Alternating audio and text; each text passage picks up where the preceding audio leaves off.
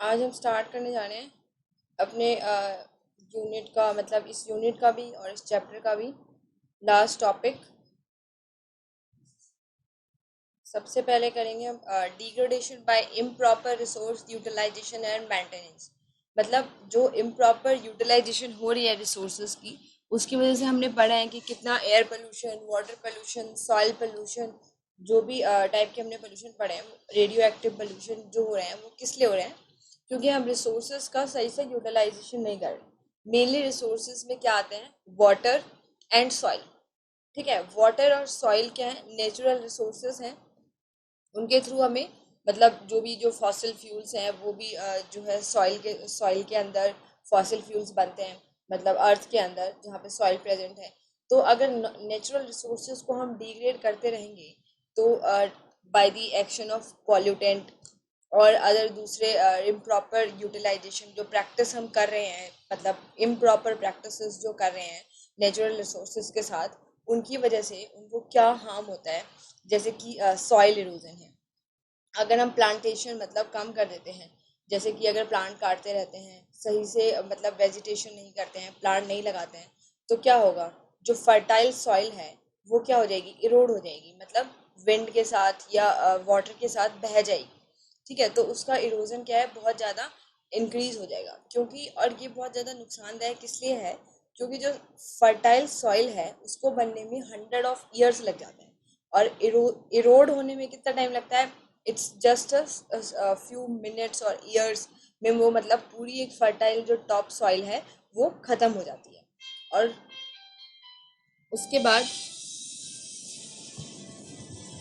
वो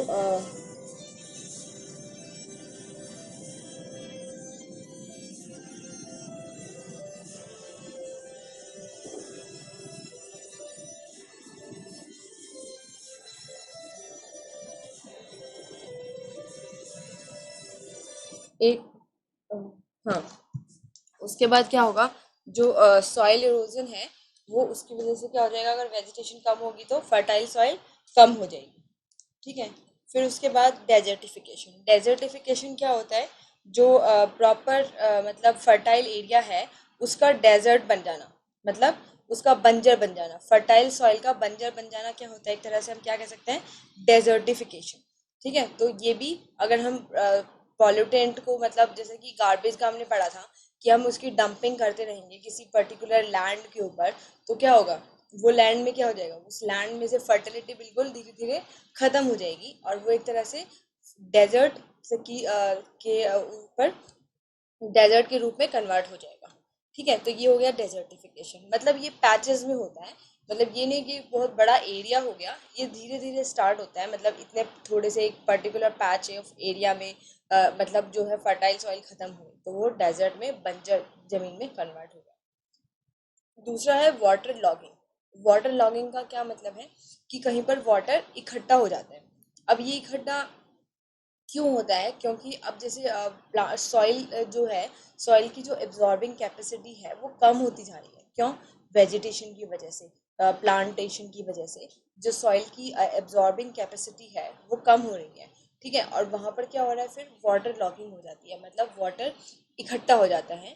और उसकी वजह से जो सॉइल की एरेशन होती है, जैसे हमने पढ़ा है कि respiration of plant, respiration of plant में क्या होता है एक्चुअली? रेस्पिरेशन ऑफ प्लांट में जो प्लांट रूट से कैसे रेस्पायर करते हैं, जो सॉइल के जो पार्टिकल्स हैं उनके बीच में जो एयर प्रेजेंट होती है वहां से वो रेस्पिरेशन करते हैं। ठीक है, तो वो चीज़ कम हो जाती है, तो और जो न्यूट्रिएंट्स जो लेते हैं वो सॉइल के अंदर से, वो चीज़ भी कम हो जाती है। तो प्लांट की जो लाइफ है और जो प्लांट की जो ग्रोथ है वो भी क्या हो जाती है? पुअर। कैसी जगहों पर? जहाँ पर वाटर लॉगिंग ज़्यादा होती है। और जो वाटर लॉगिंग वाली जो जगह होती है वहाँ पर वाटर जो होता है वो भी क्या नहीं होता है? वो भी फ्रेश नहीं होता है। ठीक है, और वाटर लॉगिंग की वजह से कुछ एरिया में जो सॉइल है वो वाटर के लिए इम्परमिएबल भी होती है। ठीक है, उसके बाद है सॉइल सैलिनिटी। सॉइल सैलिनिटी कैसे बढ़ती है? कि बहुत टाइम तक अगर वहाँ पर क्या होता है? इवेपोरेशन ऑफ वाटर होता रहता है सरफेस से, कि किसी जगह पर जैसे इवेपोरेशन होता जा रहा है वाटर का, तो धीरे धीरे जो अंदर जो सॉल्ट है सॉइल के काफ़ी नीचे, जो हमने 4-5 जो लेयर पढ़ी थी, उसकी सॉइल की, वहाँ पर एक जो नीचे जो तीसरी और चौथी लेयर में जो सॉल्ट होते हैं वो धीरे धीरे इवेपोरेशन के साथ ऊपर आ जाते हैं, सॉइल के टॉप पे आ जाते हैं। और अब उसकी वजह से क्या होता है, सॉइल की सैलिनिटी इंक्रीज हो जाती है, और जिसकी वजह से जो सैलाइन कंडीशन है वो क्रॉप्स वगैरह की ग्रोथ के लिए ठीक नहीं रहती है। ठीक है, तो ये चार मेन चीज़ें हैं, soil erosion, desertification, water logging, soil salinity. ये सब किस लिए होता है, क्योंकि हम रिसोर्सेज की क्या कर रहे हैं, इम्प्रॉपर यूटिलाइजेशन। नेक्स्ट हम कर रहे हैं डिफॉरेस्टेशन। जैसे कि ये आप पिक्चर देख सकते हैं, इसमें क्या दिखाया हुआ है कि मतलब पूरे जंगल को धीरे धीरे काट दिया जा रहा है। तो जंगल को काटना या उसको उसको डिटियोरेट करना, उसको खराब कर देना, वो एक तरह से क्या कहलाता है, डिफॉरेस्टेशन। ठीक है, तो deforestation is the conversion of forested area को नॉन फॉरेस्टेड एरिया, मतलब जंगल को खत्म कर देना डिफॉरेस्टेशन होता है। Deterioration of forest cover of an area, मतलब जो जितना एरिया में फॉरेस्ट ने कवर किया हुआ है उस चीज को खत्म कर देना भी क्या होता है, डिफॉरेस्टेशन। नेशनल फॉरेस्ट पॉलिसी के अकॉर्डिंग 1988 में इंडिया में 33% फॉरेस्ट कवर था फॉर प्लेन, और 66-7% हिल एरिया के लिए, मतलब 1988 में रूल बनाया गया जिसके अकॉर्डिंग क्या हुआ कि 33% जो प्लेन वाले एरिया हैं, जैसे कि हरियाणा, पंजाब और नीचे वाले जो एरिया हैं, वहाँ पर क्या होना चाहिए, 33% जो है फॉरेस्ट कवर होना चाहिए। और हिली रीजन कौन सा है, जैसे उत्तराखंड, हिमाचल प्रदेश, ये सारा रीजन, अरुणाचल प्रदेश, इन वाले एरिया में 67% जो है क्या होना चाहिए, क्या होना चाहिए, वहाँ पर फॉरेस्ट कवर होना चाहिए। क्यों, क्योंकि वहाँ पर पॉपुलेशन का जो डिफरेंस है उसके अकॉर्डिंग ये बनाया गया है। ठीक है, अब आता है कॉज ऑफ डिफॉरेस्टेशन। डिफॉरेस्टेशन क्यों बढ़ती जा रही है। ठीक है, जैसे कि zooming and slash burn agriculture. जो जूमिंग और स्लैश बर्न एग्रीकल्चर है, एक ही चीज़ है, पर ये बहुत ज़्यादा, जब शुरू में एग्रीकल्चर शुरू हुआ था तो जूमिंग वाली जो एग्रीकल्चर था वो बहुत ज़्यादा था। और अभी भी जो जंगल वाला एरिया है, उड़ीसा है या दूसरे जो जंगल के आसपास के एरिया है जहाँ आदिवासी टाइप लोग रहते हैं, वो यही ये वाला प्रोसेस अभी भी करते हैं। इसमें क्या होता है कि एक जैसे पर्टिकुलर एरिया है, वहाँ पर जंगल है, तो वहाँ से उसको काट दिया गया या उस पर्टिकुलर एरिया को जला के वहाँ पर एग्रीकल्चर, वहाँ पर क्रॉप उगाई गई। फिर थोड़े दिन के बाद, थोड़ा टाइम के बाद, 1 साल के बाद, 2 साल बाद, वहाँ पे करने के बाद फिर दूसरी जगह पे चले गए। ठीक है, तो इससे क्या हो रहा है कि वहाँ का जो न्यूट्रिएंट्स है वो तो उन्होंने दे लिया, अब वहाँ पे जो ट्री है उसको, वो तो दोबारा से उतने टाइम में बढ़ नहीं पाएगा। तो ये स्लैश एंड बर्न टेक्निक है, मतलब या तो वहाँ से स्लैश हटा दो या उसको बर्न कर दो और फिर वहाँ पर एग्रीकल्चर करो। ठीक है, तो ये वाली जो चीज़ है ये अभी भी होती है मध्य प्रदेश में, उड़ीसा में। ठीक है, नॉर्थ ईस्ट इंडिया में बहुत जगह पे होती है जहाँ पर जंगल का एरिया ज़्यादा है, पर ये क्या कर रही है, एक तरह से हमारे फॉरेस्ट को डिटियोरेट करती है ये कल्चर। शिफ्टिंग ऑफ कल्टीवेशन, मतलब शिफ्टिंग ऑफ कल्टीवेशन में क्या होता है कि आपको थोड़ी जगह पे खाली एरिया मिला, आपने थोड़े दिन वहाँ क्रॉप उगा ली, फिर थोड़े दिनों के बाद आपने दूसरी जगह पे कर ली। तो ये भी एक टाइप है जूमिंग का ही, शिफ्टिंग ऑफ कल्टीवेशन, की कल्टीवेशन को शिफ्ट करते जा रहे हैं कि अब यहाँ के न्यूट्रिएंट खत्म हो गए, अब वहाँ जाके हम जो अपनी क्रॉप को उगा लेते हैं। ठीक है, हाइड्रो इलेक्ट्रिक प्रोजेक्ट, जैसे डैम वगैरह बनते हैं, हाइड्रो इलेक्ट्रिक पावर प्लांट बनते हैं, तो ये बनाने के लिए क्या करना पड़ता है, जैसे जो रिवर वगैरह है उसके पास बहुत ज़्यादा जंगल वाला एरिया होता है। ठीक है, तो उसको क्या करना पड़ेगा, उसको इंक्रीज करना पड़ेगा। ठीक है, तो ये हाइड्रो इलेक्ट्रिक प्रोजेक्ट भी जंगल वाले एरिया को ख़त्म कर रहे हैं। Forest fire is very common in case of south, in case of the south America and अभी ऑस्ट्रेलिया। नवंबर 2019 में ऑस्ट्रेलिया में भी बहुत बड़ा फॉरेस्ट फायर हुआ था, जिसकी वजह से क्या होता है, सिर्फ फॉरेस्ट फायर में सिर्फ मतलब जंगल या वेजिटेशन को ही नहीं, वहाँ की जो बायोडाइवर्सिटी है वो भी बिल्कुल बहुत ज़्यादा उसको नुकसान होता है। ठीक है, क्योंकि वो बिल्कुल ही जल जल के ख़त्म ही हो जाती है एक तरह से कुछ चीज़ें।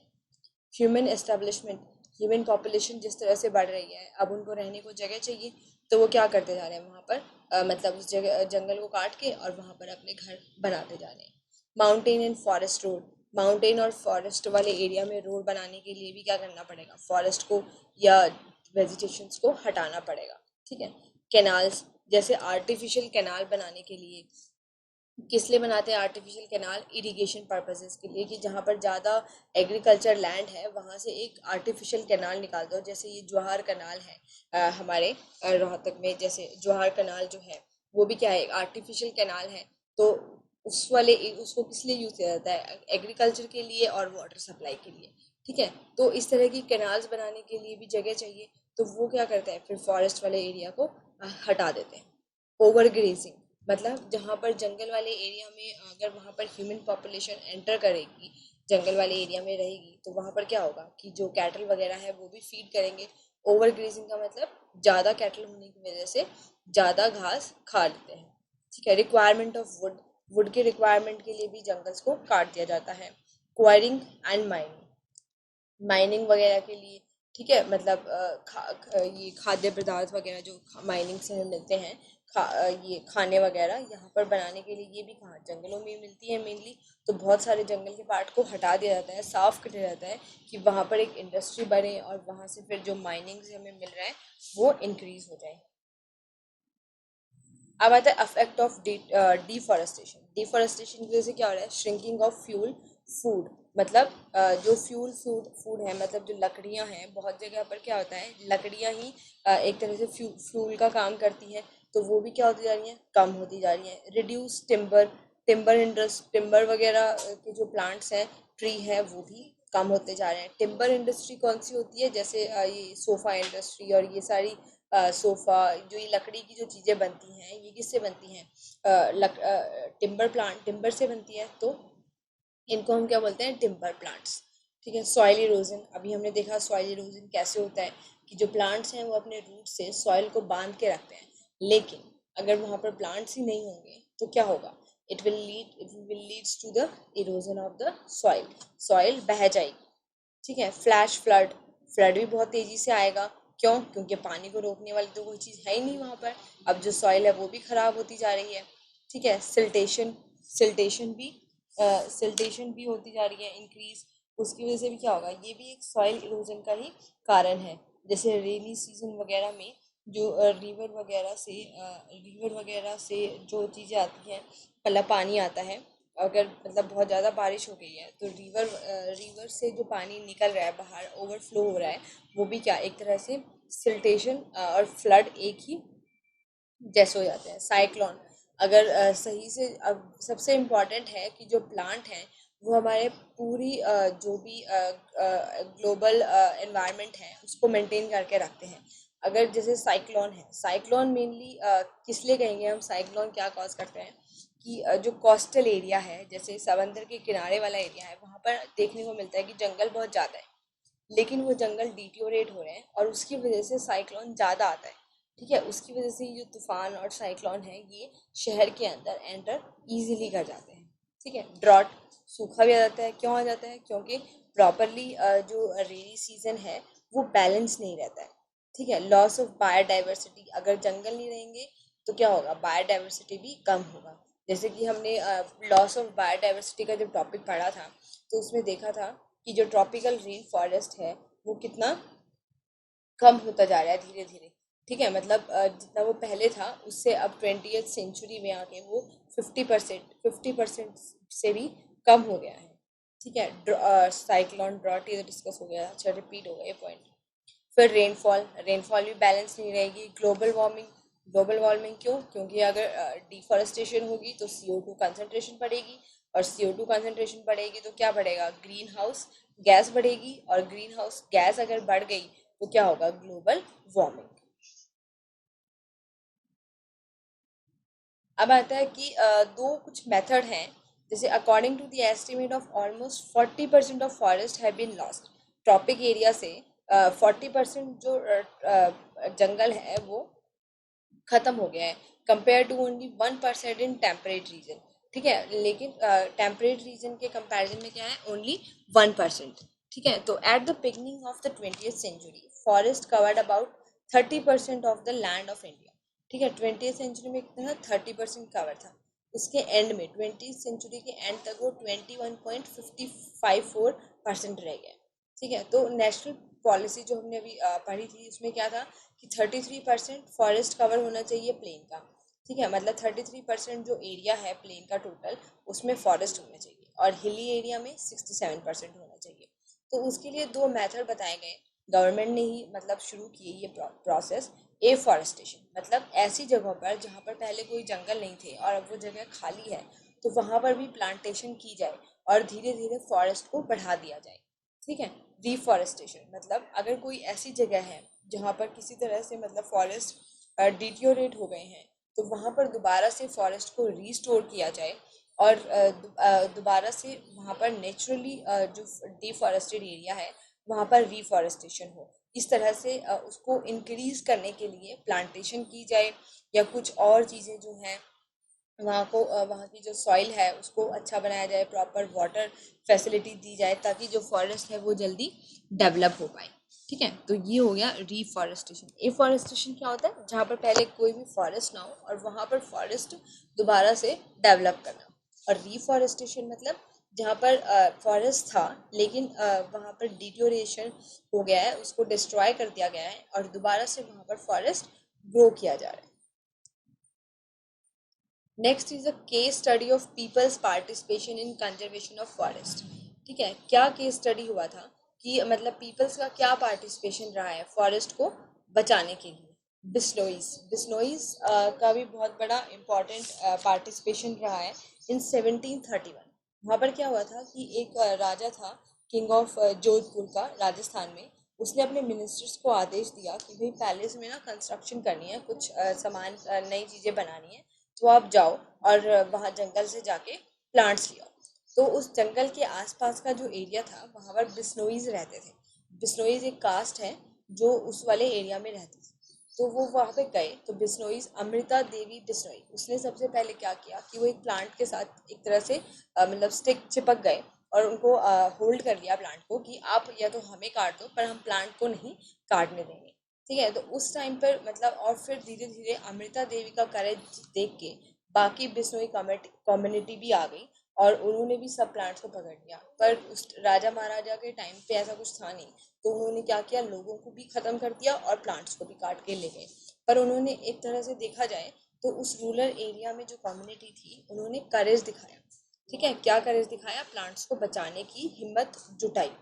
तो अभी इंडिया में क्या हुआ है, Amrita Devi Bishnoi wildlife protection award एक अनाउंस किया गया है कि जो भी रूरल एरिया में एक्स्ट्रा ऑर्डिनरी करेज दिखाएगा, डेडिकेशन दिखाएगा अपने आसपास की जो वाइल्ड लाइफ है उसको प्रोटेक्ट करने के लिए, तो उनको ये अवार्ड दिया जाएगा, जो भी कोई एक्स्ट्रा ऑर्डिनरी अच्छा काम करेगा वाइल्ड लाइफ के लिए।